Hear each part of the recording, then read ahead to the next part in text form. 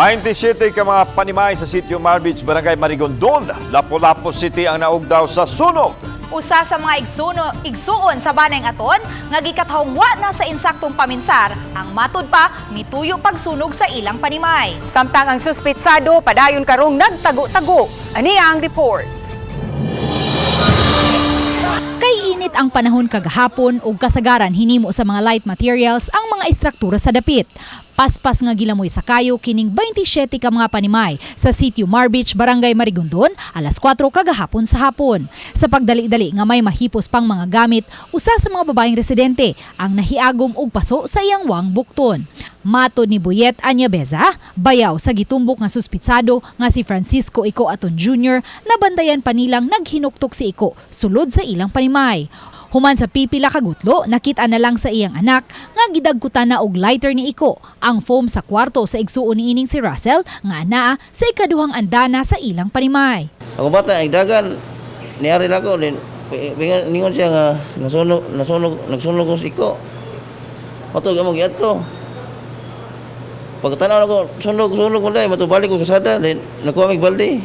Pag ato na ko sa Ico nagdala siya gapol din nagsiga. Dayang iksa sa bayan mo ba? Gidasunan usab kini sa usa sa mga nabiktima sa sunog nga mo'y gipalitan og sigarilyo sa suspitsado. Sa papalit akong sigarilyo na ko. Maligo mo ka kanya. Maligarilyo pa ka dyan. Sunugan ko na rong balaya. Yan na siya. Yan lakaw diretso. Mo naman to'y kuhan nga na sa iyang igsuon ng ulbo ng kayo.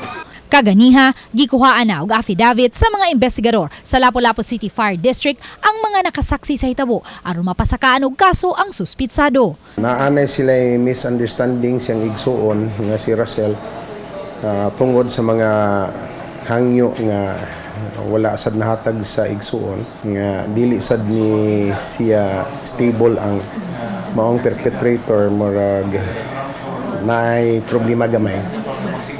Nagmit anak ng dapita tungod siguro sa naay mga na-intake niya, something which is nakapa-trigger sa iyahang paminsar.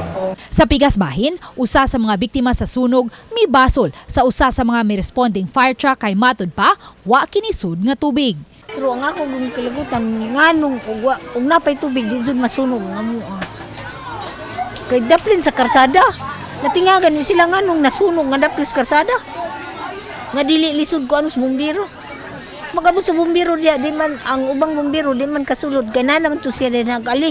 Nagpa-andar gid sila, nakapa-andar gid first. Dili na mao na wala nakapagas, walay tubig. Kun dili ni clog up sa pero nakahatag siya og initial nga firefighting operation ato nga time. Nakuhaan man og mga 25 to 30% sa maong water tank nakuha ang tubig. Dugang usab ni SFO4 sa Lisid, nahunong usab sa makajot ang ilang firefighting operation. Kung naputol ni Kadiyo tungod sa maong flow of current kung wala pa naputol na to sa atong kauban diri sa Mactan Electric Company. Unya nag-resume tag operation ako na kay naka-engulf na siya maayo tungod sa light materials ang kasagaran nga na-involved. Sa pagkakaron, gipahiluna una ang mga biktima sa sunog sa mga tents nga gipabarog sa bakanting luna tapad sa dapit na sunugan kay wala pay atop ang ilang barangay gym nga naapektuhan sa bagyong Odette. Hinuon nahatagan na sila sa lokal nga kagamhanan ug mga food packs ug mga gamit sa balay. May pack meals usab alang kanila sulod sa tulo ka adlaw. Uban ni Marlon Melgazo, Luan Merondina, Balitang Bisdak.